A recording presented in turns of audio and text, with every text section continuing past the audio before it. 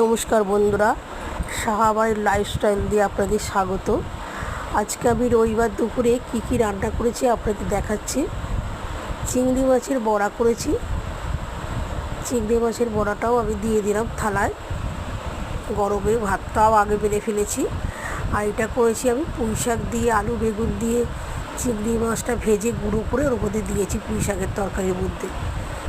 খুব ভালো লাগে এটা খেতে। চিংড়ি মাছটা একটু ছোটো ছিল তো। এবার আমি চিকেন কষা করেছি, এটাও আমি বাটিতে তুলে দিলাম চিকেন কষাটা। আর এখানে করেছি বাটা মাছের টক ঝাল। বাটা মাছের টক ঝালটা আমি করেছি লম্বা লম্বা করে আলু কেটে, বাটা মাছ দিয়ে, আম দিয়ে, সর্ষে লঙ্কা বাটা দিয়ে এটা বাটা মাছের টক ঝাল করেছি। এটা গরমে খেতে খুব ভালো লাগে, এটা যে কোনো মাছ দিয়েই ভালো লাগে।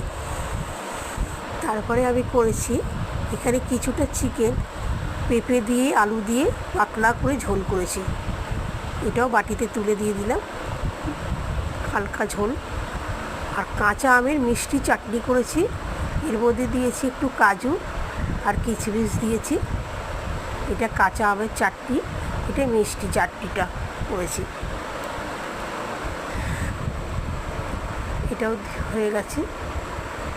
এবার আমি পেঁয়াজ কেটে নিয়েছি, গন্ধরাজ লেবু কেটে নিয়েছি। এটাই আজকে আমাদের দুপুরের রান্না রবিবারের। ভিডিওটা ভালো লাগলে আমাদের সাথে থাকবেন।